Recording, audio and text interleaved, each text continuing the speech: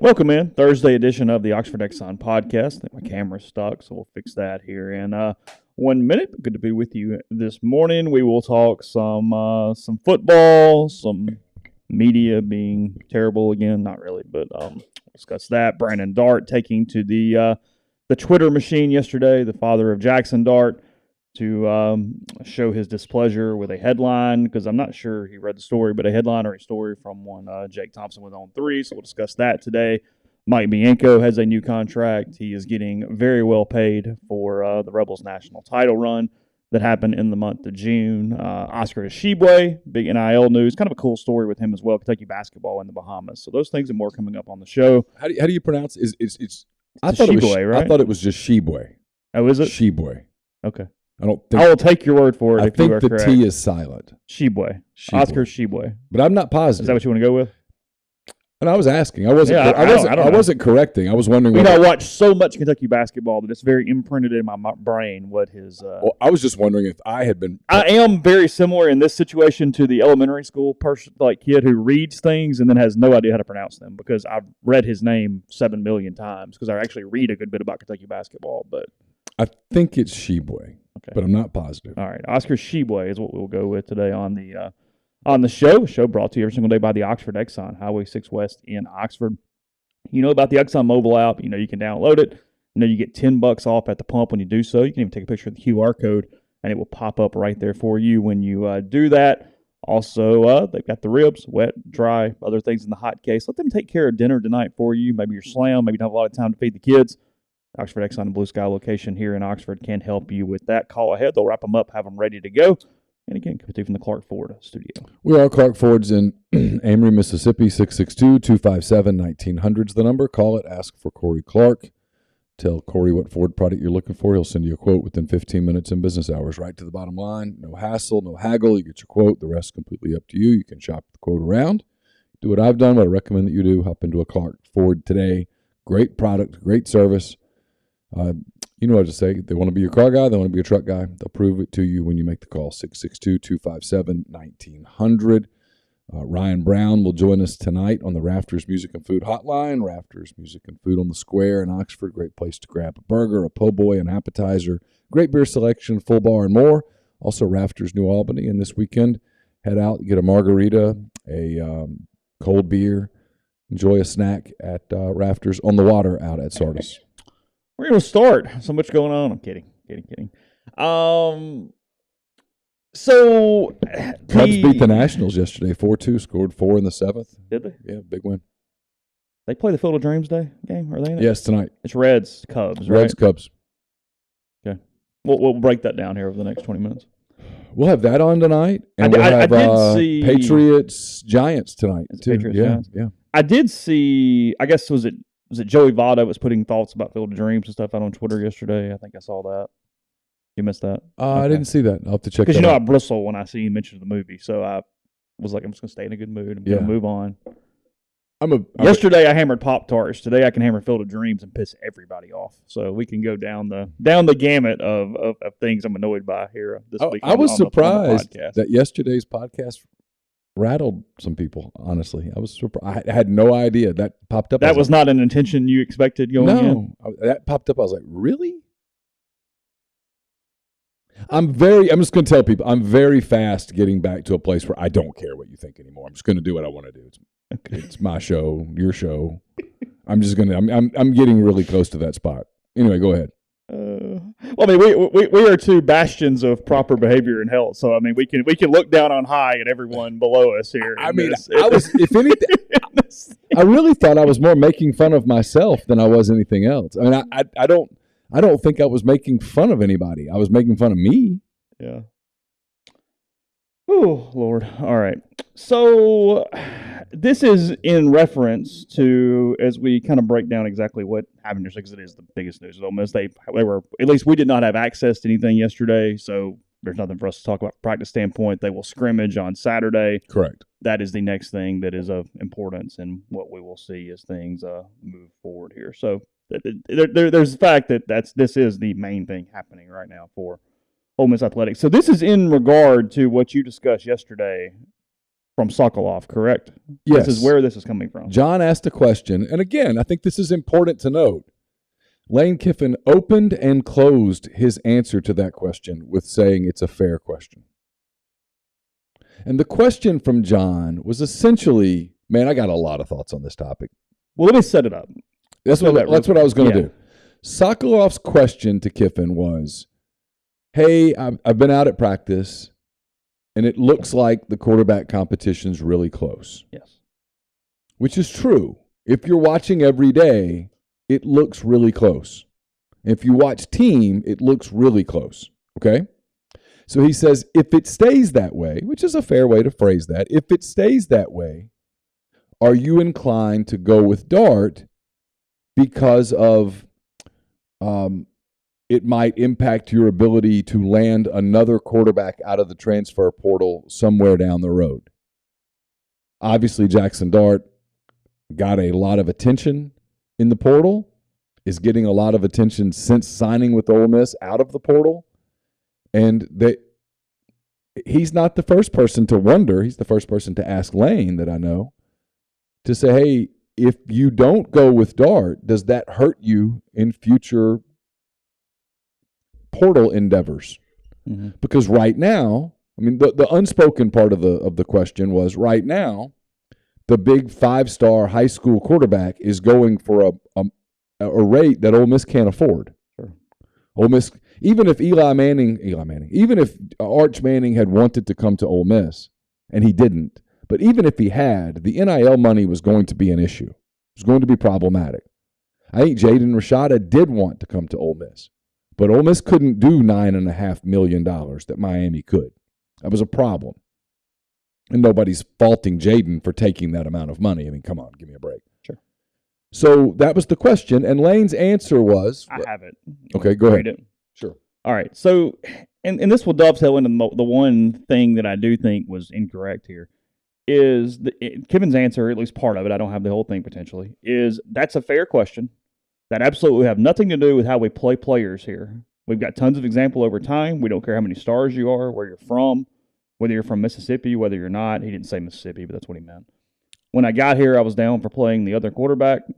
So we don't look at anything that way. It doesn't matter where anyone came from or whether he played or how many stars he is. It will have nothing to do with whether he plays. Kiffin gives a really good answer there. It's no issue at all. And then he finishes at the end, but that's a fair question. Okay. Yeah. So So Jake writes the story, and again, we all write off each other all the time. There's no issue with using somebody else's question or anything like that. People ask that. No big deal. Okay. So where I do think there's a misrepresentation is, I don't know if this is the actual headline of the story or the Twitter headline. Jake says, Ole Miss quarterback decision will be based on production on field, not recruiting hype. Kiffin never said the word hype. Nope. The word hype does have a negative connotation to some extent. And that was not something that Kiffin said. And that's not what... This is my only break for Brandon Dart. It's not what John asked either. Yeah. That was not... It was more portal-based than hype. This is what happens when you take one press conference and feel like you have to turn it into 15 stories. This is what happens. This is why I hate that model, the clickbait model. You end up taking a quote, and you feel like you have to take that quote and turn that quote into a story. You have to stretch that quote as far as it'll go for a story. Because you got to take the next quote and turn it into a separate story, as opposed to being honest and going, look, it was a Tuesday press conference? It was a Tuesday press conference that's still 20-some-odd days away from the first game. 5 days away from the first scrimmage, that earlier in that conversation, Kiffin had already said, or maybe he was going to say it afterwards, that the scrimmage is really big. It's going to have more weight. So in other words, we're trying to determine a winner of a competition where they haven't even had the first round of votes yet. Mm-hmm. I mean, Lane basically said, yeah, look, these next two scrimmages, pretty big. They're going to determine a lot. Okay, we're not there yet. So That's also the head. It was the Twitter caption or whatever, and then also the headline of the story. Brandon Dart, again, Jackson's father, comes in, quote tweeting the tweet.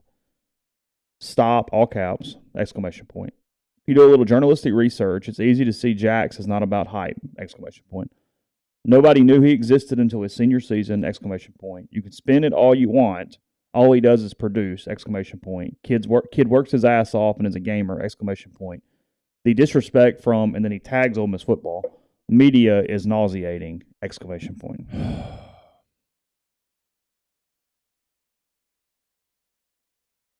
Okay, number one, when you lump all of everybody into one group, you're already off to a bad start, right? If I say all Republicans, all Democrats, three of the worst words in anything are all, always, and never. Yes, all Mississippians, all 8th graders. If I do that, I'm already off to a terrible start. I'm not. Whatever I say after that is going to be factually wrong. Number one, I don't know who else has written about it. In fairness to him, I do think there are some media outlets that cover Ole Miss that are all but outwardly cheering for Luke Altmyer because he's a Mississippi kid. I think that's fair. If you disagree, speak up. Sure. I think that's clear. But like for example, and I can't go into all of it because I would be violating some privacy here. I don't know that anybody could make the argument that this media outlet has been disrespectful to either quarterback. If we've hyped anyone, we've hyped Dart. Not necessarily trying to, but I mean, we have believed he has a higher potential ceiling. Yes. Yeah, I mean, you know stuff that's happened behind the scenes. I mean, we were involved with Dart stuff pretty early on. Ago. Yeah, I mean, don't know where that stands, but I guess nowhere. I don't know. Are you sure? I'm not sure. It may just anyway. It may just be waiting to see what happens. I think so. Okay. Yeah. But we went a long way down that road. Yeah. A long way down that road, and if we were being disrespectful towards Jaxson, we wouldn't have even embarked on that journey, and sure. we traveled quite a long way on that road. So I don't know where that's coming from. The whole all the Ole Miss media. That's a pretty sweeping statement. It was an interesting reaction though, because I read into that reaction a lot of frustration, probably some tension. Look, there's a really important, tight quarterback battle going on, and if Jaxson Dart is not the starter, we can't read in the future. We don't know that a sprained ankle or anything could happen in the future. However, if he's not named the starter, they have to at least question, did we make the right decision? Because Altmyer and Dart are the same age. Yeah. It's not even a right now problem. It's a long-term problem. Yeah, it's look, let's just go down the road where Luke wins the job for a minute, okay? Sure. Say Luke wins the job, and Luke gets the benefit of those first 4 games to kind of get his feet wet. Sure. And then Luke has a big game against Kentucky with all the country watching it. And then let's say they beat Auburn. Let's get them to 9-3. Just for kicks and giggles, let's get Ole Miss to 9-3 and Luke for this scenario, in Luke Altmyer's first year as the starter. The odds of there being a legitimate quarterback competition next season, slim. No one would believe it, right? And if you're Jaxson Dart at that point, you made a bad decision. Because now you can go down a level and play right away, but if you want to play at the Power 5 level, you're going to have to sit a year unless they change these rules. Yeah, you'll need a waiver. Because talking to Tyler, and it doesn't sound like this unlimited transfer is going to pass right now. Now, maybe it passes in a year. There's going to be pressure to pass it. And you're going to be able to file a waiver, and school, maybe in this scenario, and look, we're way down hypothetical land. Maybe he asks for a waiver, and maybe Ole Miss goes, hey, here's a waiver, go. I mean, but we're that cart and horse. Yeah, carts and horses and stuff. But if you went down that road where Luke won the job and Luke played well, then yeah, sure. That's why this is a hard decision for Kiffin. And if you name Dart the starter and you're Luke, and you watch Dart have a good season, you're in the portal. You're out. Because he could transfer someplace and play right away. Sure. He could call up Missouri or wherever. So, it's tense. I read tension into that. Sure. Because otherwise, what difference? I mean, because I don't know what Jake wrote. Jake is the least controversial person on the beat. I'm going to doubt that the story dove into a lot of hot takes, right? It's pretty straight. And Lane's quote, which is what they built it off of, didn't say much. Kiffin's quote said, we're going to play the best guy. Okay. Weather at 5. The only paragraph of the story, I have it up, that is even sort of whatever, is the former Southern California quarterback hit the transfer portal and helped Ole Miss land one of the top transfer classes this past winter. The buzz quickly surrounded Dart, a former 4-star quarterback, as the guy to take the job from Altmaier with ease. I mean, nationally, people believe that. Yeah. That's not incorrect. No, that is absolutely correct. I mean, you look at anybody who's doing the list of either transfer wins or ranking quarterbacks for the season, and Jaxson Dart is almost always the Ole Miss quarterback in those lists. Well, I told you, Mitchell Forty put out that list yesterday of, top 10 SEC transfer portals for potential impact, and he had Jaxson Dart number 2. Yeah. Jake follows it up. Selecting Dart as QB1 based solely on all the hype, attention, and buzz would be a way to show future quarterback prospects they have a real shot at playing as soon as they get to Ole Miss. With a tightly contested quarterback battle on his hands, Kiffin's not going to take the out and picking a starter. Yeah, I don't like hype. That's really my only real issue here. I don't like turning that quote into a story. Yeah. Honestly, but that's the on 3. That's their deal. That's what they do. It's quantity. Quantity matters because it's a click-based deal. I'm not making fun of anybody at the Ole Miss Spirit. I swear to God, I'm not. It's a different business model. I took that quote and worked it into a notebook and didn't make it the headline.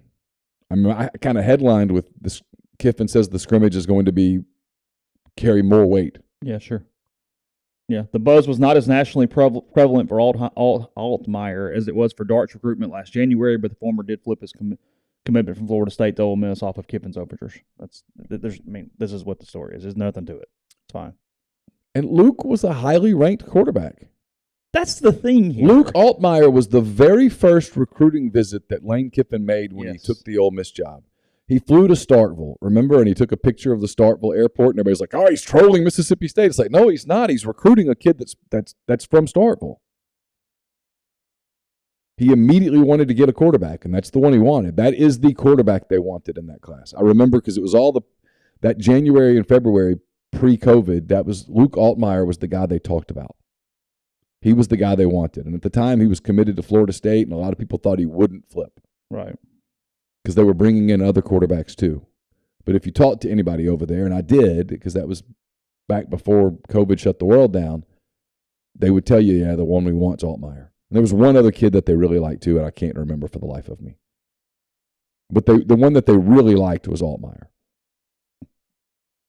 So the idea that Luke is just some kid that's on the roster, that's just not true. No, highly rated quarterback with a lot of options. He flipped from Florida State. Kiffin showed him attention, wanted him. I mean, it's why from the very beginning. I mean, it is a logical conclusion for anyone to go, hey, Dart. Like I said yesterday, Dart would only transfer if he believed he was going to be the starting quarterback. But this is so different than most ready-made situations for transfer quarterbacks. I mean, this is unlike anything else in the most part of the country in this situation. Like I said, Spencer Rattler's not competing for the job at South Carolina. No, Keaton Slovis knew he was the quarterback at Pitt. Yeah, I mean, look, and the guy is close. The guy who told me this is Brandon Dart. I mean, Jaxson waited till the reason it took so long is Jaxson was holding out hope that Caleb Williams was going to go elsewhere so that he could stay at USC. Mm-hmm. I mean, Oklahoma was an option for Jaxson Dart, but they were going to play Dylan Gabriel. Yeah. Dylan had played at UCF with Lebby. They know each other. He knows the offense. It's an easy transition to run Lebby's offense at Oklahoma. I mean, it is. It's not to bring Jeff Lebby into the conversation and get anybody all worked up, but I mean, that's the truth. Mm-hmm. So had Jaxson Dart elected to go to Oklahoma, in all likelihood, this would have been a year where he would have, I guess, redshirted, for lack of a better word. Again, a reminder, he's 19. He'll be 19 the whole season. Where he would have played a year behind Gabriel, and the hope there would have been Gabriel played so well that he would have gone pro. Two things to take from this. It's like you said, it's a close competition. There's tension. There's nervousness. There's probably some anxiety built up around. I think there was a release of that in some ways. And then two, especially if Jaxson is the starting quarterback, stay off Twitter. That's the advice for any parent is stay off Twitter.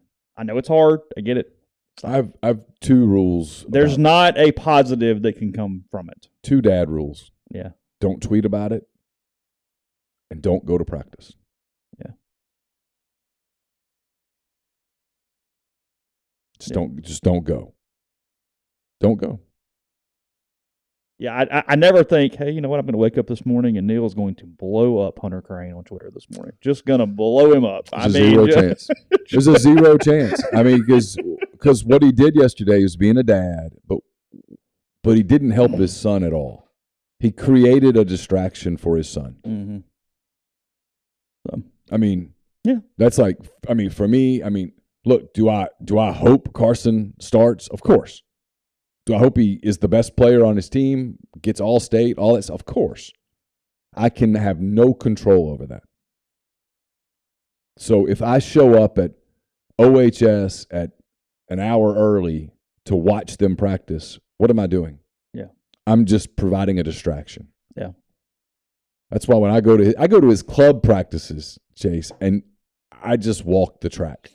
I don't watch. Number one, I used to not know what I'm watching. I kind of do now, which makes me even more dangerous. So now I watch even less than I ever used to watch. Yeah, don't even tempt it at No. that point. So, all right, continue the conversation. Second, First Community Mortgage, Oxford, Memphis, Soto County, and Chattanooga. All underwriting and processing is done in Memphis. You're getting local underwriting and understand your market.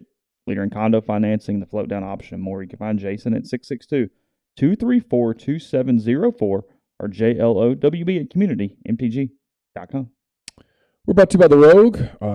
Luke Abney, tweeted last night. They've got a lot of their national championship gear back in stock. So if you're in Jackson, stop by 4450 I-55 North in Jackson. And if you're not, go to therogue.com. They've got a lot of the really cool polos and such.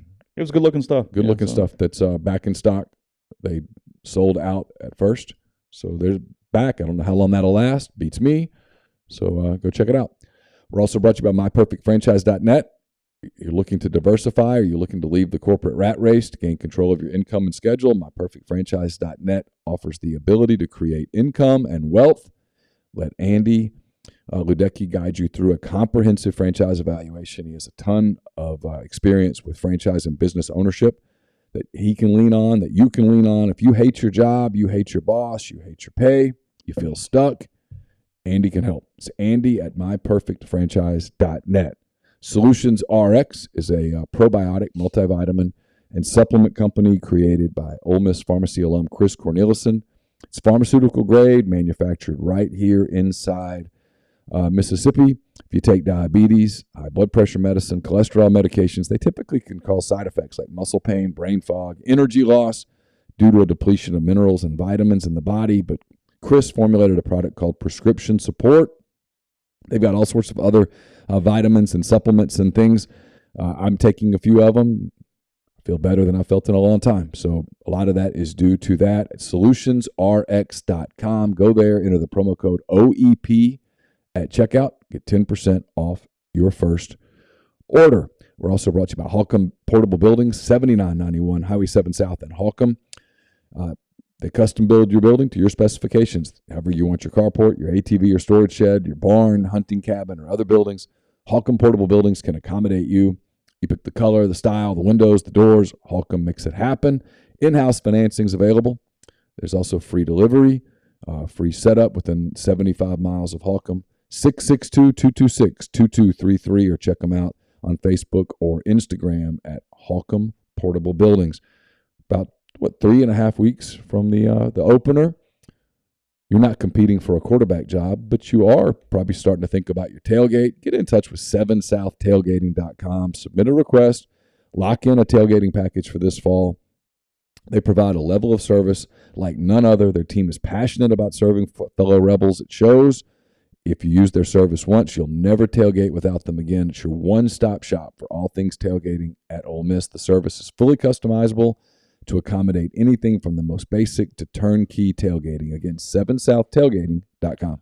Speaking of tailgating, time to get your catering done from Johnson Hill Creamery. That's johnsonhillcreamery.com. Go to their Instagram page. You'll see plenty of different items, including some of their sandwich specialties, their lunch menus, and more. But we're going to talk about tailgating today in the Grove where you know it, as Neal just said. 3 great packages to take care of you, one that feeds 10, 20, or 40, depending on whatever suits you. Everything from great dips and jellies to large specialty trays. Those can be everything from artisanal cheese that they make in-house every day to grazing or charcuterie, which is my favorite, to assorted sandwich trays.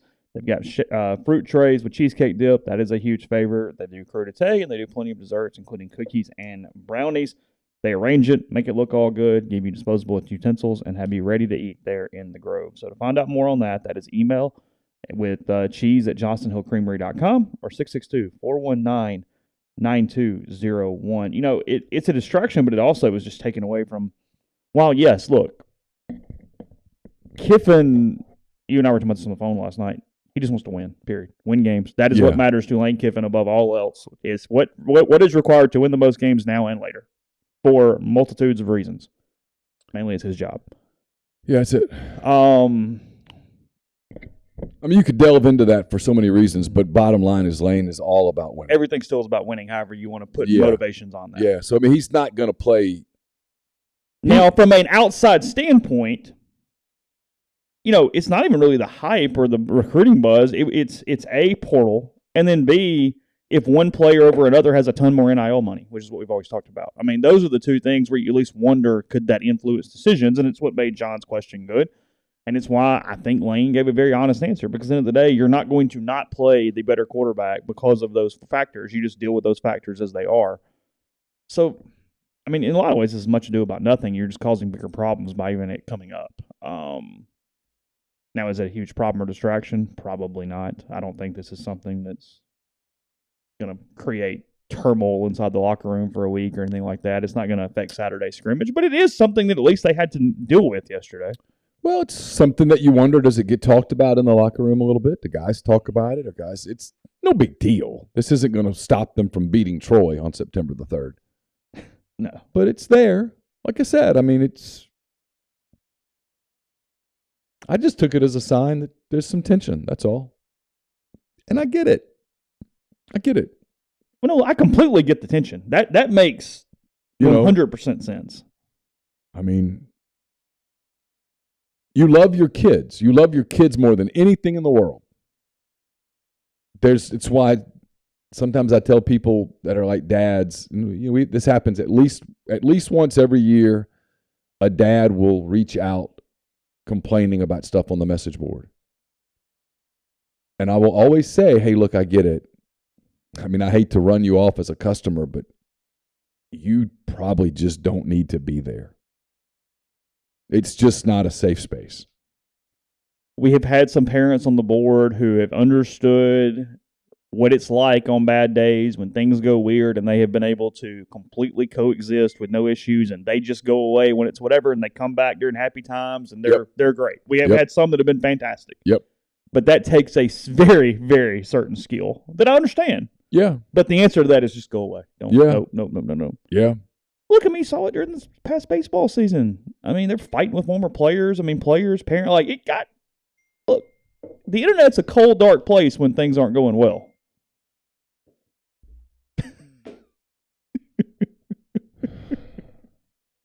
So, it's emotional. There's stuff there. It's I get it. I would want to read everything that was written about my son until I got to a point where I'm like, that I'm not doing myself any favors here. But I 100% understand it. And the word hype, that was the wrong word, and he put that word in the headline. Mm-hmm. And Jaxson will tell you because we've talked to him about it. I mean, he bristles. A big part of his story was that nobody knew who he was after his junior year. He was a late bloomer. He was a guy that, or certainly a late attention getter. USC moved on him at the end.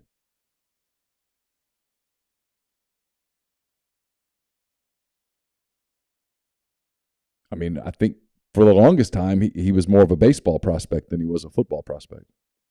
Mm-hmm. It's the understanding that I have. I don't know that. Yeah, he came, not nowhere, but yeah, no, he took the huge climb basically into his last season. Yeah. Cole's asking for the love of, can someone explain to me what happened? You're just going to go catch up, Cole. We just spent. Go read Brandon Dart's Twitter account. Yeah. And then you'll be able to come back and go from there. But, I'm sure there's a lot of moms and dads that are hanging on every word right now, hoping that their son wins a starting spot, wins playing time, wins a spot in the 2D. It's not just quarterback. No, it's everywhere. I mean, we say this all the time, and people get kind of irritated at it, and I sort of understand it, but they're not football robots. They're people. And they've got families and stuff, and it's emotional, and there's a lot of pride involved and a lot of egos involved. And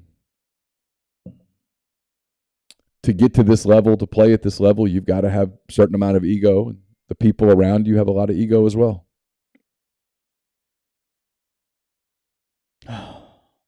Anything else on the topic? Are you done? No, I'm good. Yeah, I think we've worn it down. You good? No tributary you want to spin off of? I mean, no, yes, but no, it's not worth it. Okay. I would like to think that you and I would have seen that, and one of us would have said, "Why are you using the word hype?" Yeah, it's not the word. All right. I do hate. I don't really know Jake. We're not buddies or anything. I do kind of hate that I hate that he took the shrapnel. If he's the one taking any kind of a beating, I sort of hate that. Yeah, that's not really fair. Jake does a lot of work and tries to stay out of the fray. Someone there could have helped him a little bit. That's my point. With, hey, why are we turning this into a story? But but everybody does that now. I mean, there's a lot of that. Hey, let's turn everything into a story. Someone said something, let's make it a story. Someone wrote something, let's make it a story. Let's all the attribution. Mm-hmm. I literally have to turn my phone off. I mean, just silence that particular notification. I'm just turning the phone off. Go ahead. The only other Ole Miss thing really happened yesterday. Mike Bianco agrees to a new contract, one where he's getting paid pretty handsomely in the process. Mike is now the highest paid coach in the country at a public school, the second highest paid coach in the country behind Vanderbilt's Tim Corbin, whose salary is not publicly known, but most people think it's somewhere around the 2.1 range. Has been the kind of the industry fact on that, if you will. But Vanderbilt, being a private school, does not have to disclose that. Mike is back out to 4 years, as would be pretty obvious here. That is the state mandated maximum. That has nothing to do with a story. And his base compensation, $1.625 million for these 4 seasons, or that's how it averages out. I don't really know. We did not get that specific. And kind of like his contract is now, there's not a ton of negotiation regarding raises and that. Like, Keith, it's an interesting, just a little quick backstory of kind of what they've done. After when Keith was the interim AD in 2019, he did not extend Mike after the Game 3 loss to Arkansas in the Super Regional. He kept his contract where it was, and then after 2020, when COVID canceled the season and they were 16-1 or 17-1 or whatever it was, he did push him back out at that point. And then last year, after the Super Regional loss to Arizona and all the LSU stuff came about, Keith also pushed him back out to 4 at that point as well. But he changed the structure of the contract during the course of all this. Ross had given Mike I understood at the time why he did it, but the crazy part of his contract where any bonuses that Mike got automatically got added to his base salary in the years moving ahead. Well, Mike kind of did the one thing that made that a really strange contract by hitting every bonus except the College World Series. So you have somebody that runs up the pecking order, that is all you guys are well versed on. All of a sudden you look up and he's top 5, top 6, top 7 highest paid coach in the country. You got all the College World Series buzz around the 1 for 21 and all that kind of stuff. And it created a strange contract. So Keith changed that in the last couple of years to only give him bonuses on essentially super regional wins, super regional appearances, College World Series games, things like that, that made it more difficult to get big raises in that structure. That remains the structure in place right now is, again, his annual compensation, $1,625, and then he gets raises for these. He gets a $35,000 raise if he gets a super regional appearance. He gets a $50,000 raise with a College World Series appearance and a $100,000 raise if he wins it again. And then just from an annual incentive award, he has the things you would expect. Wins the West, $15,000, regular. So when are we putting him back on the hot seat? What are we doing? It's going to be a minute, isn't it? What are we doing? What I find interesting, though, real quick, somebody asked this. He gets a $400,000 bonus for winning this year, and that remains the bonus in the future as well. So he got an extra $400,000 for winning the College World Series this year. Good. They probably wrote that check without any issue. Good time to be him. It's a good time to be Mike, yeah. What I found interesting is, in fall of 19, I asked Mike, I said, how much longer you want to do this? He was on this podcast, and he said about 10 years is what he had in mind if he could have his own druthers in the fall of 19. He made a joke about not waddling out there like Wayne Graham did from Rice at the end of his career. Mike's a very healthy 55-year-old, still pretty energetic, or still really energetic, actually. I wonder if that's changed because I found this interesting. Now, it's the first time I think he's ever had this in his contract, and it doesn't necessarily mean anything, but it kind of does. He has career wins milestones in his career with pretty hefty bonuses as this thing goes that I think in some ways are playing out like a longevity bonus, that if he'll just hang around, they'll keep paying him because he's going to hit a lot of these numbers is essentially what I'm going for here. Because right now, Mike Bianco has, pulling it up, at Ole Miss, he has 862 wins right now. He's the third highest all-time winningest coach in SEC history. Now, he does have Corbin and Van Horn kind of on his heels. There's 3 of them that are sort of in the same range, but I think Mike's like 20 wins ahead of Corbin and maybe 50 or 60 or 70 ahead of Van Horn. All right. At this point. Who are the 2 in front of him in career? Skip? So Ron Polk and Skip. Okay. That's where it is. And that's kind of where I'm getting at here that I find interesting because he's only 16 away from Burtman. So he's going to pass Skip this coming season. If not, it's going to be a rough message board. 14 and 50 or 40 is a problem. So, which will be a huge day for him because he sees Skip Burtman as a second father, essentially. They are incredibly close. His 900th win, which he has a chance for this year, but they need a really good season. He need 38 wins to get there. Yeah. $125,000 extra for that one. Okay. And then here, win 1,000 at Ole Miss, $250,000 bonus. Win 1,100 at Ole Miss, $250,000 bonus. Become the winningest SEC baseball coach ever, $250,000 bonus. And career wins 1,200, $250,000 bonus. What I find strange about that a little bit is that Polk is at 1,218. Right. So he can make $500,000 extra in a season just by winning a 19-game period right there. So that would be staying another 7 years, probably. 8 years. If he said he averaged 40 wins just for the hell of it, sure. Yeah, he needs 300 and something wins, so do some math. I mean, 8 years. It's 8-9 wins, actually. 8-9 years. He would need to guarantee it, Mike would break the all-time SEC winningest coach thing as long as Van Horn or Corbin didn't outlast him and win more games when he was, give or take, 64, 65, which is very doable should he choose to do that. I'm going to guess he does not coach that long. That's my wonder here. I wonder, I'm going to. I'm having enough time with him right now. I haven't asked him this. I'm curious how that has changed because 2 things. A, winning a title. Because winning a title changes your legacy hunting if that matters to you. Sure. And then 2, he made a joke about this. He's got some other kids that are still kind of home in the middle of their vagabond trying to figure out what they're doing, but he's got all the kids out of the house. Catherine's going to be a freshman at Ole Miss.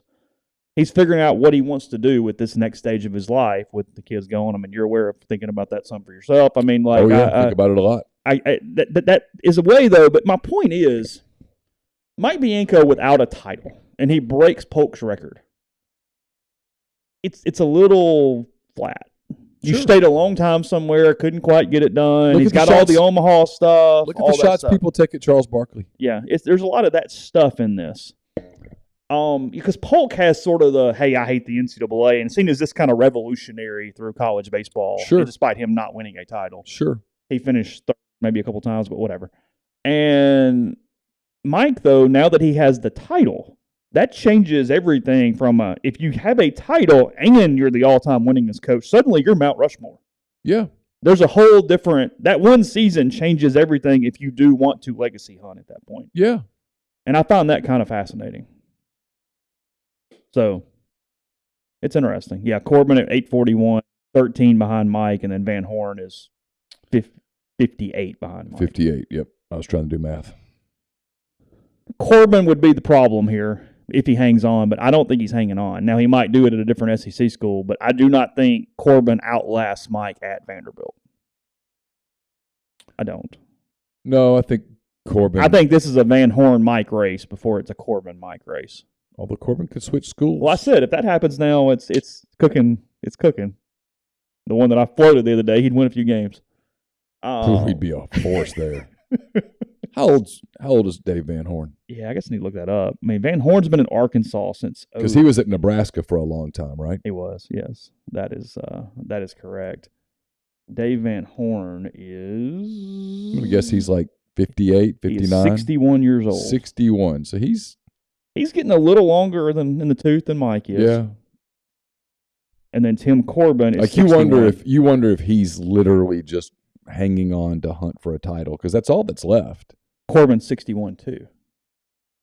Isn't that interesting? Because Corbin looks younger than he does. I would have guessed younger. So I guess here's the question: does Mike coach longer than either one of those two at this point and guarantee it? And Mike's 55. He's 54 to 56. I think he's 55. Okay. Yeah. Yeah, probably. I mean, look, Mike's in better health today than he was 10 years ago. Yeah. Mike is 55 years old. He turned 55 on May 3rd. Okay. So he'll play most of the season at 55 next year. Look at us tying this together. I think that's Jaxson Dart's birthday as well. Is it really? I think he's a May 3rd.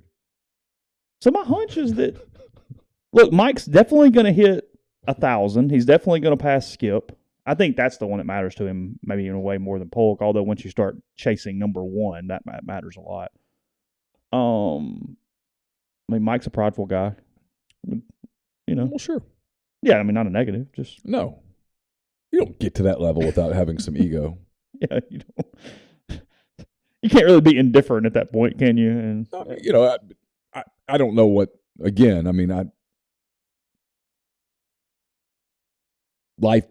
Some people change a little bit when they get older and they win a title, and suddenly you're established. And some people, it turns the desire meter up. I don't know what it'll do. I think it's going to take the edge off of him where he's actually better and more effective. Could be. I think that damn monkey has been so strong for so long that it gone. I mean, he thought he was going to, you know, I'm not getting down a big Mike Bianco rabbit hole today because nobody really cares.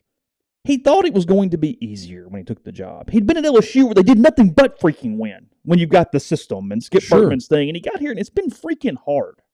Sure. And I think that finally getting it, I think there were probably days he woke up and went, what's my career if I don't win it?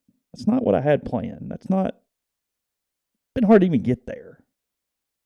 There's been a lot of edge off. Of edge off. Sure. So, I mean, it'll be a completely different baseball season from a coverage standpoint because we won't have that. Just a season. Just a season. When you lose a game, it's just because you lost. It doesn't mean that the world came crashing down. I mean, I'm sure there will be some people who hang on to that because they just don't know how to let it go. But yeah, that's not the point. There anymore. is no hot seat next year. There's not even a seat. No. So stop. I mean, there will be people that try to do that, and we'll be like, they lost a series, they got swept, whatever. I mean, it happens. Yeah. Couple of things on the contract in a second. First, Northeast Spark, NESPORC, 2 packages, the Ignite, the 100 Mbps, or the Blaze, the 1 gig that powers the Clark Sports Studio.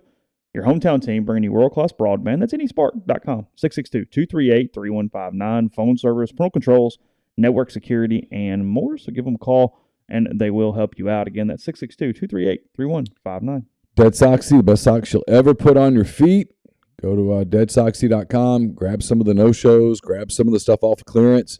or grab some of the kind of Ole Miss themed socks as you get ready for football season. Enter the promo code Rebel Grove at checkout, get 25% off of your order. Best socks you put on your feet, dadsoxy.com. Game Changer patches are the only 2-patch system available in the market. Stop hangovers before they start. The warm-up patch used before or while you drink. Overtime patch used after you've been drinking to recover while you sleep. Might want to grab some of those in time for that first big tailgate. The all-natural ingredients will keep you in the game, ready for the next play. GameChangerPatch.com, promo code RebelGrove20 at checkout for 20% off your purchase. ACS, Automation and Control Systems, LLC, is owned and operated by my friend Clay McNutt in Baldwin, Mississippi. It's a complete electrical control system solution provider and a Rockwell Automation recognized system integrator. They've got a full-time dedicated emergency service and troubleshooting staff and a UL 508A panel shop and so much more.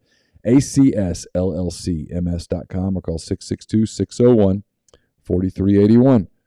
Lammon's Fine Jewelry at 1126 North Lamar Boulevard in Oxford has been serving the Oxford area for the last 3/4 of a century.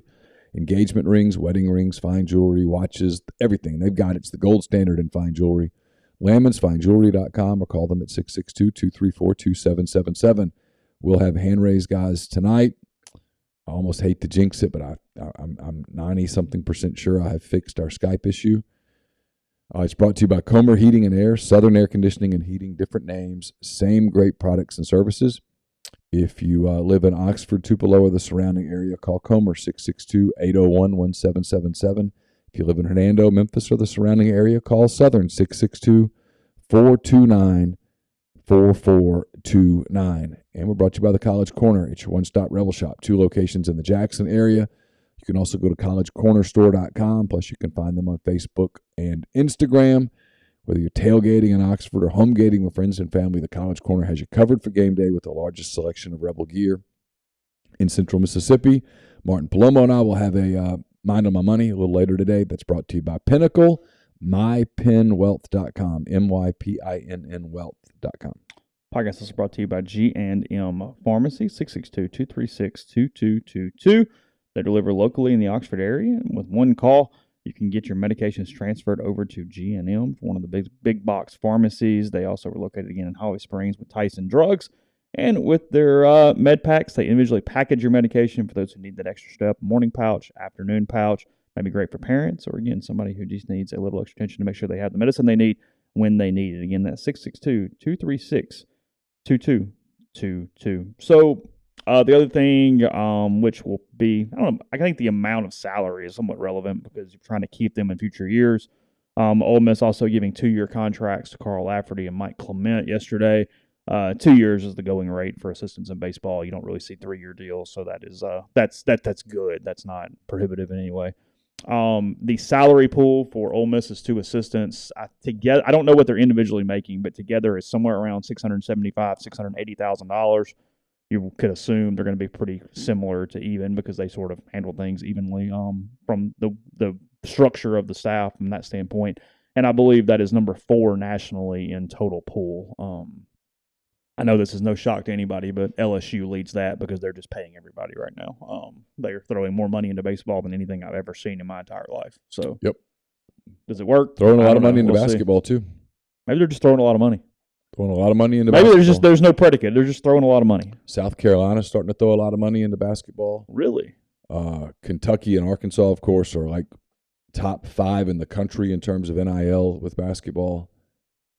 The whole just wish basketball away strategy is not a good one.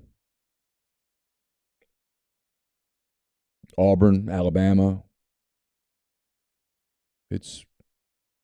You're adding Texas, which is a pretty good basketball program. Oklahoma's a solid basketball program. Sure. You better figure it out, in my opinion. I think the whole strategy of, we just can't, I think that's just flawed. Badly flawed. Philosophically flawed. Because you can, too, though. It's also just incorrect. Yeah, I think you have to. Yeah. I think you have to make men's basketball a priority at an SEC school. My opinion. I don't think there's an option. I think you sit in that room and you go, we have to do this. Let's figure it out. Whatever that needs to look whatever. This is the market. We're in this league. This is if we're going to play with the big boys, then let's play with them. Figure it out. The whole, well, our fans don't really care. I don't care. So what? That has nothing to do with it. Let's figure this out. Accepting being at the very bottom of the barrel would not in my world would not be an option.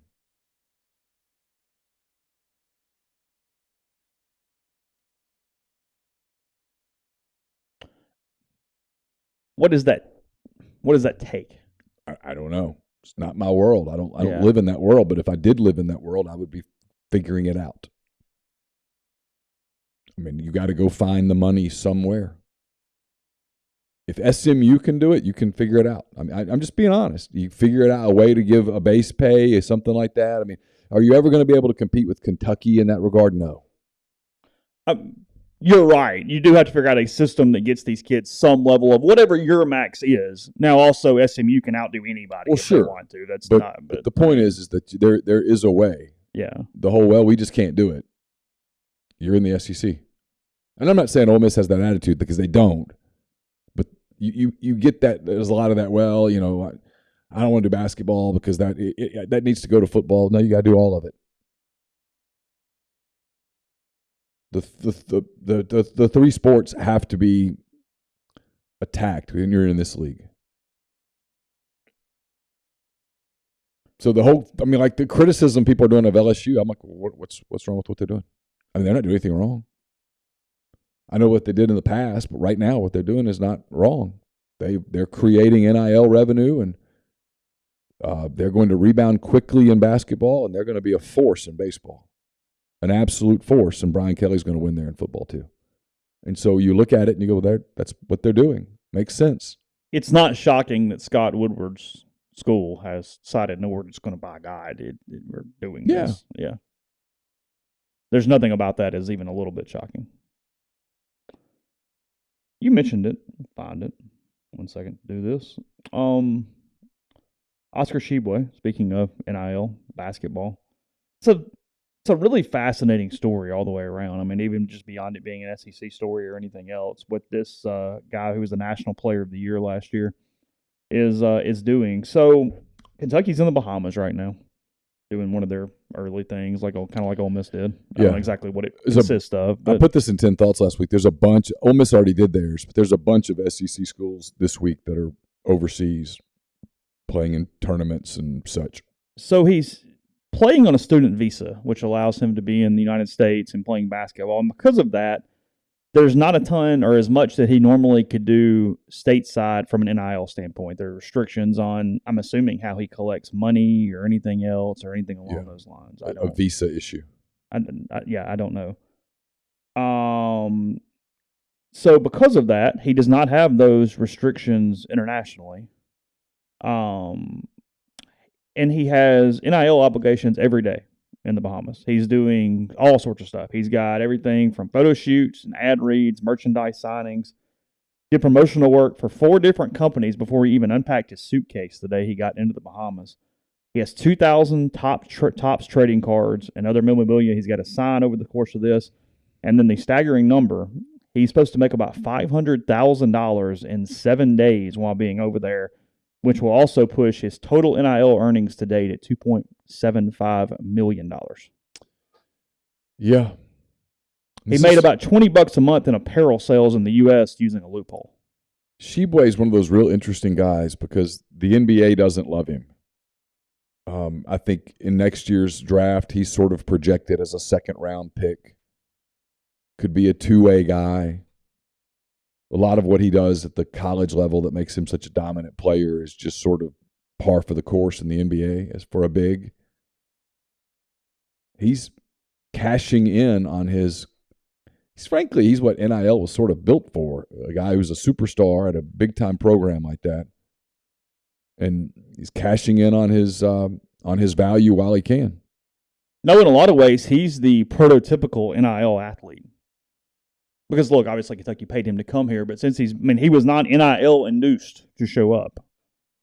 and now he's just using his abilities to make a crap ton of money. Yeah, I mean, he wasn't producing anything at his old stop, really. Goes to Kentucky, and give him credit, give Calipari credit. They figured it out, made it work, and you know the rest. Tshiebwe has applied to change his visa status that will grant him international, basically celebrity status, and allow him to make cash in the U.S. like you would wherever else. His odds for that, I have no idea. But he's an interesting case. It's Kentucky, although most top picks are at least at big schools. Is this a blueprint for what these top-level or college basketball guys can make during their limited time in college? Yeah. Is this a similar map for that? Now, look, if you're going to be a lottery pick, it makes no sense to go, no, I'm going to stay in college and collect $2 million, because you're going to get more than that in the lottery, like overnight. But yeah, if you're going to be a late first-round pick, you start thinking about it. And if you're going to be a second-round pick, if you're a star at one of these programs, you might ought to cash in, because a second-round contract is not guaranteed in the NBA. You can get cut and out, and now you're scrapping for money in Europe. That's the change. If you're a young guy and you're going to be a second-round pick, and you've got a chance to be a star at your college level, like Drew Timme, for example. Yeah, sure. He's elected to stay.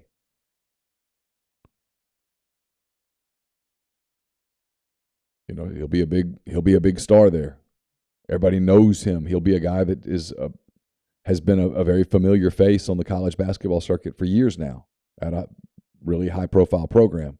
His teammates the last 2 years, Jalen Suggs and then Chet Holmgren, were both, I guess what, Suggs went fourth and Holmgren went second. Both of those guys would have been absolute idiots to stay in college when you can go that early and make the kind of money they were going to make. Kyle, thank you for the super chat. Better show, hotter star, Bewitched, or I Dream of Jeannie? This is your time period. I think I Dream of Jeannie is a better show. That was Barbara Eden in I Dream of Jeannie, right? Sure. Again, your area. Let me look up Bewitched a little bit. I'm trying to remember it. I remember the show, but I can't remember the name of the. That is a good point, Leif. Oscar Tshiebwe has he bought it for his first purchase while the money was buying his mother a house, and then he is trying to send kids to college in the Congo. Is what he is doing with some extra income from that. Elizabeth Montgomery played Samantha in Bewitched. Okay. Yeah, I'm gonna go.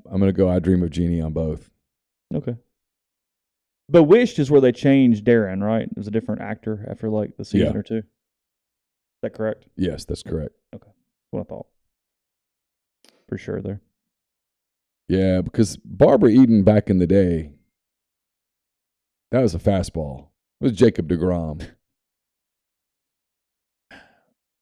When was that show on in its actual run? I Dream of Jeannie. Funny, I can answer this. Here we go. I Dream of Jeannie had 139 episodes over 5 seasons. It debuted in September of 1965. It went through May of 1970, but then it made all of its popularity in syndication on like WTBS. Right, of course. Yeah, sure. Have you followed, or did you follow yesterday some of the claims in this Kobe Bryant photo case? No, fill me in. Reading the Associated Press here. They're in a court case right now over the photos and whatnot. An institutional, this is the lead from the Associated Press, an institutional, quote, culture of callousness led Los Angeles County deputies and firefighters to shoot and share photos of the remains of Kobe Bryant and other victims of the 2020 helicopter crash that killed the Lakers star, his 13-year-old daughter, and 7 others. A lawyer for Bryant's widow told a jury on Wednesday. Bryant's attorney, Louise Lee, told jurors in the opening statement in U.S. District Court in her invasion of privacy trial against the county that cell phone photos shot at the crash scene by deputy and fire captain were visual gossip and viewed for a laugh and had no official purpose. They were shared by deputies playing video games, Lee said. They were shared repeatedly with people who had absolutely no reason to receive them. The attorney for the county said that they took the photos as an essential tool for first responders seeking to share information when they thought they might still save lives at the chaotic, dangerous, and hard-to-reach crash scene in the Calabasas Hills of West Los Angeles. Site photography is essential, county lawyer said. How those photos never made to mainstream it's amazing. is incredible. Yeah. Because apparently they were really circulating among that community. And it would take... I mean, there is a certain amount of reverence in that because, oh my God. I mean, I'm surprised no one bought them and just...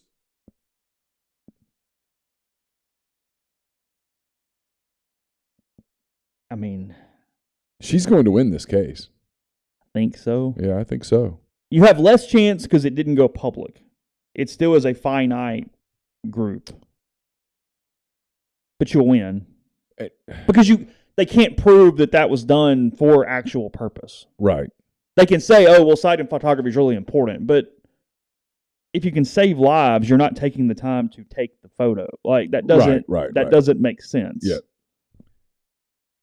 From everything I've heard, it was very obvious when they arrived at the scene that nobody had survived that.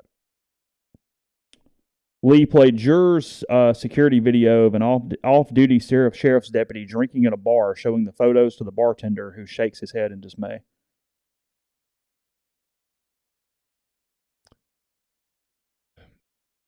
The lawyer then showed an image of the men laughing together. Later, Lee described firefighters looking at the phone photos 2 weeks later in an awards banquet and showed the jury an animated chart documenting the spread to nearly 30 people. Yeah, it's just, again, I'm stunned that it stopped. Wasn't there an internal memo from the fire department or the police department to its people like, hey, if you've got those photos, delete them? Yeah, I haven't seen that, but as we just said, them not getting out is basically Vince's argument. During the opening statement, they said they told jurors the fact that the pictures have not appeared in more than 2 years showed the leaders in the sheriff's and fire departments did their jobs. Quote, they're not online, they're not in the media, they're not even seen by the plaintiffs themselves. That's not an accident. It's actually a function of how diligent they were. Yeah. It's a weird, complicated case. It is. I mean, you can't even imagine how painful that was for her family, trying to protect her children. She's going to win. She will not win to the degree that she would have won otherwise. Right. That is my guess. She moved on that very quickly in the days following that accident. Yeah. It's still, that's her husband and her daughter. Yeah, of course. And that she doesn't want those photos out. It's kind of similar to the Dale Earnhardt autopsy photos that his widow fought to keep out of the public realm. Yeah.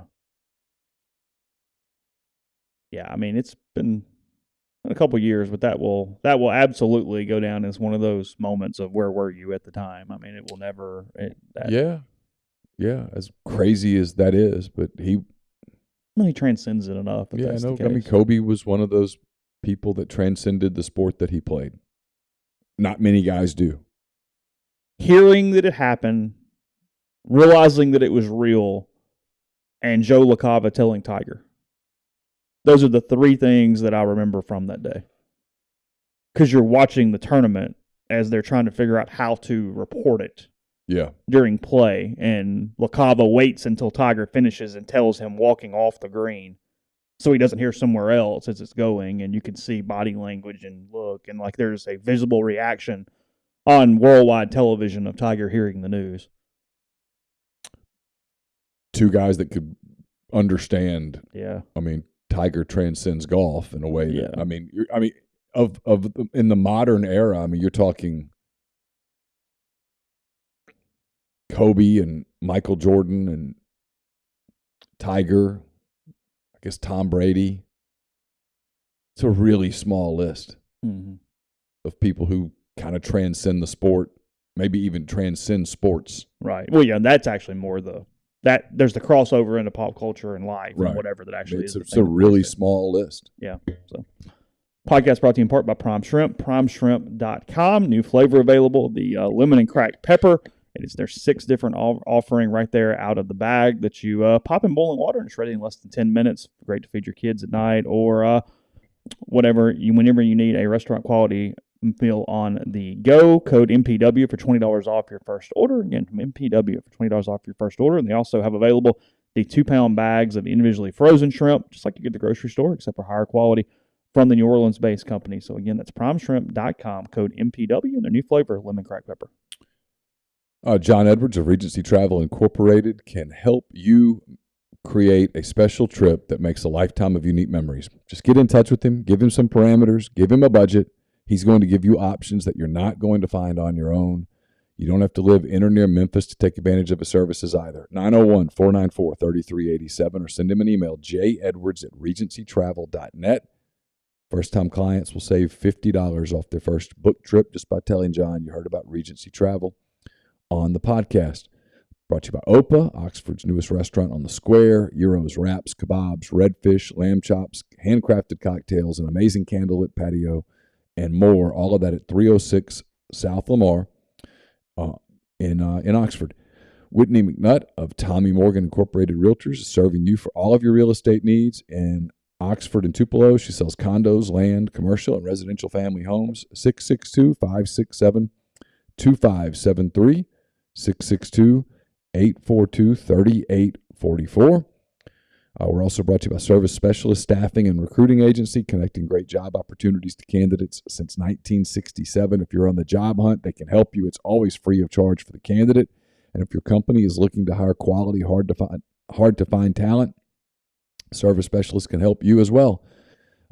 Keep in mind that payment of service is solely contingent on if you decide to hire a candidate that they send. You've got nothing to lose, so give Will, Sydney, or Kelsey a call at 662-832-5138 or check out their new and improved website, servicespecialistltd.com. Don't just accept what you see, but imagine something new. Step forward, chase after a better version of yourself. Every day, Corinth Dental is helping people reinvent themselves one smile at a time. Dr. Bubba McQueen, Dr. Jenny Beth Hendrick are devoted to restoring and enhancing the natural beauty of your smile using conservative, state-of-the-art procedures, including Invisalign. These clear aligners are the virtually invisible way to improve your smile. It's corinthdental.com. Get in touch with them. They'll do a no-cost digital scan of your teeth. They'll show you the way to a straighter, healthier smile. They also have 12-month, no interest, no down payment financing available. Pinpoint Commercial Real Estate's based out of Jackson. They service the entire state in all commercial asset classes such as industrial, retail, office, medical, and land. B.B. Mitchell with Pinpoint provides a plethora of commercial real estate services, but his core focus is sourcing investment properties for his clients. Pinpoint sets itself apart with its ability to source off-market opportunities for its investor clients, which maximizes return. For all your commercial real estate needs, give BB a call at 601-934-5008. And we're brought to you by Southern Traditions Farm. It's a 68-acre, 32-stall upscale equestrian training and boarding facility in Canton, Mississippi. 2 sand rings, a grass ring, miles of wooded trails. So much offered at Southern Traditions. Also, it's a great place to host events. So get in touch with Ben and Hillary Craddock, Susan Walt, Bowers Cone, and the people at Southern Traditions Farm on Facebook or Instagram at Southern Traditions Farm. Did I miss something about Notre Dame and the Big Ten today? Did something happen? I haven't seen that. See Grimes comment in the thread. Notre Dame AD, he says, quote, Big Ten deal with NBC is perfect for Notre Dame. I don't know. Nick Suss and I were having this conversation during the waiting time the other day. If Notre Dame joins the Big Ten, I think the SEC's got to respond with something.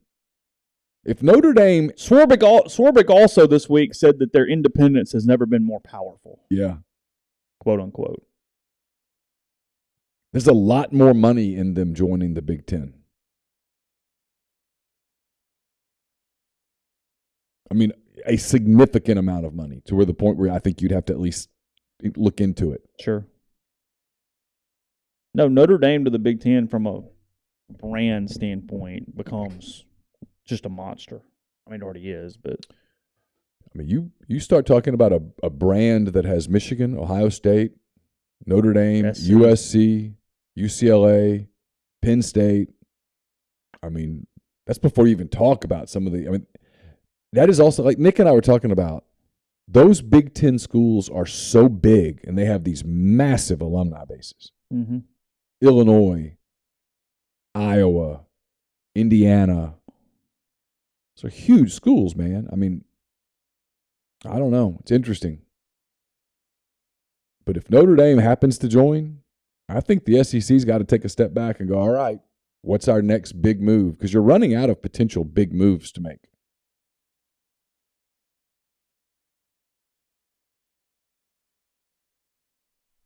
Yeah, I don't even know. I'm losing out on even what makes sense. Well, I mean, if I'm Notre Dame, at the very least, I want to affiliate with the Big Ten.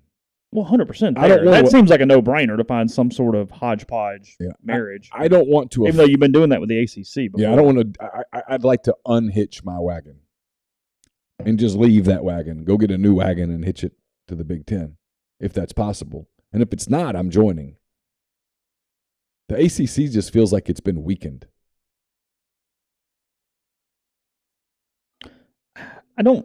This story really means nothing. I just clicked on it in case it was pod fodder.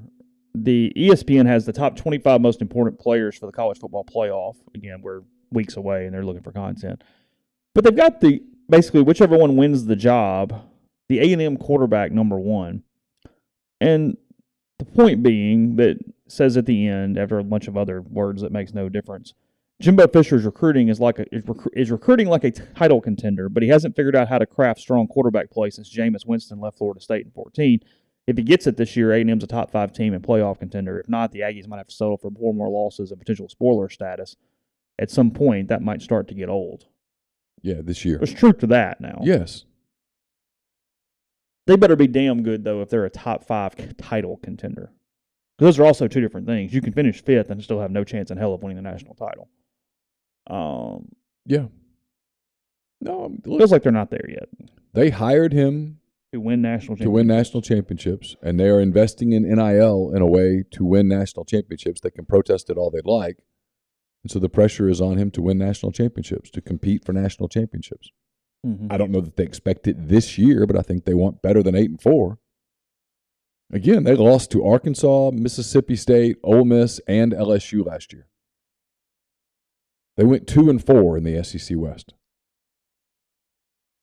That's not acceptable. Even though one of the wins was Alabama.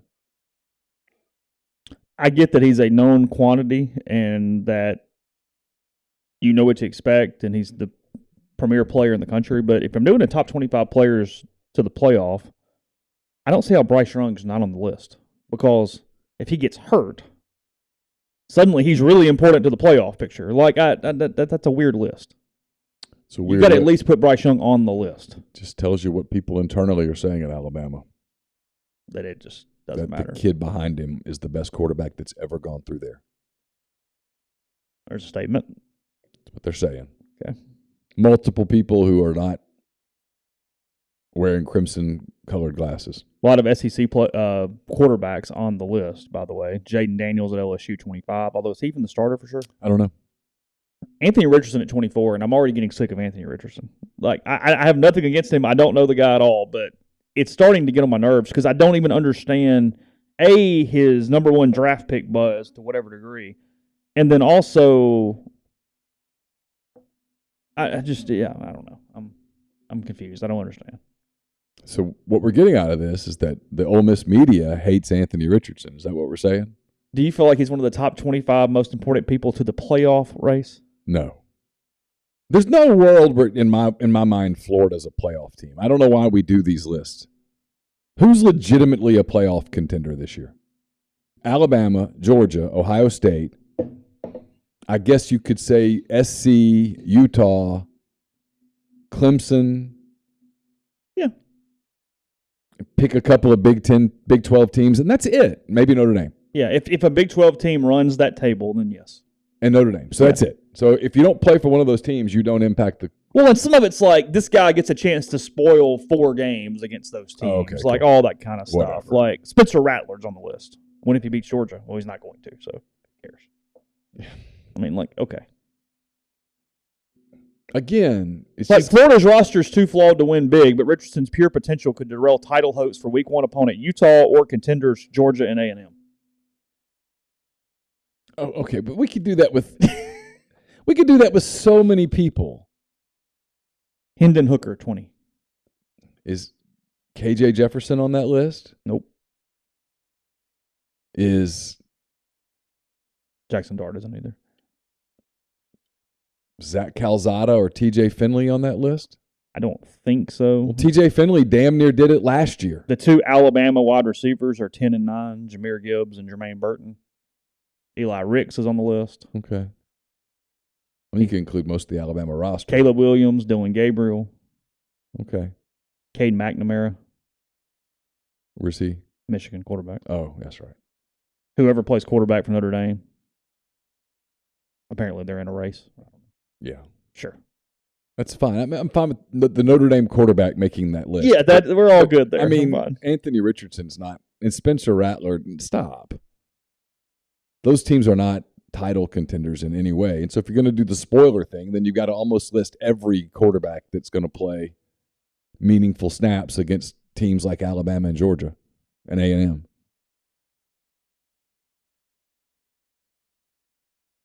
But whatever. That's a clickbait thing. Designed to make people talk about it, and we just took the bait. That's true. That's a hook right here. It is.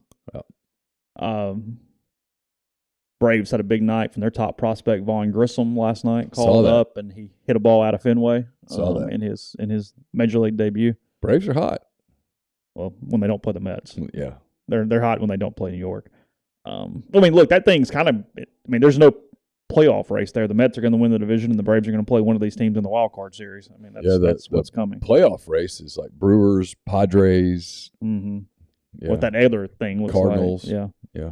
Well, because look, if you want to spend one on TV, I mean, Braves, Padres, wild card, you'd be all in. Yeah. I mean, that would work. Yeah. You can make that happen. So where Josh Hader blew a save. They ended up winning the game, but he blew a save. He's not been his dominant self since the trade. Deshaun Watson starting the preseason opener for the Jags. Browns. Yeah, against the Jags. Yes, okay, correct. gotcha. So he's still waiting to see whether he will be suspended longer than the 6-game suspension that he was handed down. Doesn't it feel like the NFL is like trying to take the high road knowing that the suspension is going to stick at 6 games so they can ultimately blame the judge? Well, but you could change the suspension length. You can't take the high road when you could just make the rule yourself. No, they have to appeal it, right, to the judge. He can't just come back. I thought they got to decide. Oh, no, I thought they had to appeal to a different. Oh, really? I thought Goodell could just make a decision. I don't think so. Really? I think he changed it. Oh, okay. Yeah, I guess that's true here because it says. He says actually. Okay, never mind. I think you're right. It says the NFL appealed Robinson's ruling as it seeks tougher punishment. They've appointed former New Jersey Attorney General Peter Harvey to hear the appeal, but they can rig the freaking appeal if they want. I mean, come on. I mean, yeah, sure. On Tuesday, Goodell told reporters the league is seeking a season-long suspension because the quarterback's actions were egregious and predatory. Yeah. Yeah. While issuing the 6-game blah, blah, blah, Robinson found that Watson had sexual assault, blah, blah, blah, blah, blah, blah. Goodell said he didn't know when Harvey would make a ruling, though the CBA calls for the appeals process to be expedited. So, okay. Good enough. Sounds good. We'll talk plenty more. I still wonder how Cleveland sells Deshaun Watson. I know if he wins, but this year they're not winning. Is what's weird about it. Like you're going, even if he wins later and like the fans just go, I don't care, we're winning. You're still going through a year of hell. Yeah, at minimum. So, boy, they're just sitting there every day going, please, please, today let there be nothing new. Well, can we get through today with nothing new? Thank you, amen. Yeah, every day.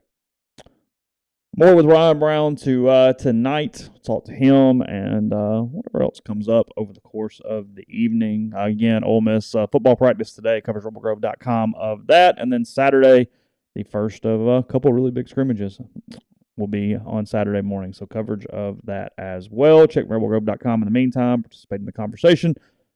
Check out the message board, and we will talk to you again very soon.